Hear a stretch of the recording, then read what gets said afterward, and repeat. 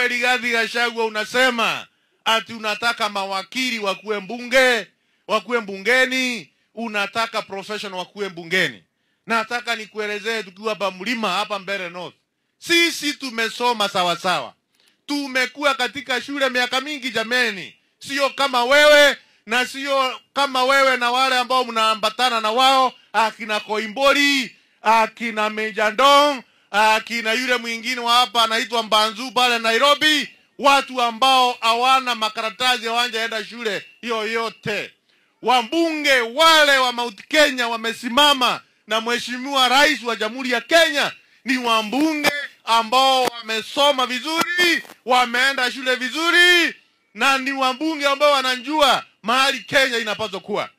Na hao wanaongozwa na kiongozi ambao pia amesoma sawa sawa, ambaye ni naibu wa rais, anaitwa Profesa Kithure Kindiki. Kukua profesa jameni,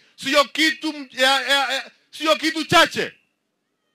Sasa wewe Rigathi Gachagua, yule ambaye uko naye hapa Mbeere North kama candidate wako, utuelezee alikuwa shule inaitwa gani? Alikuwa university inaitwa gani? Alisomea wapi?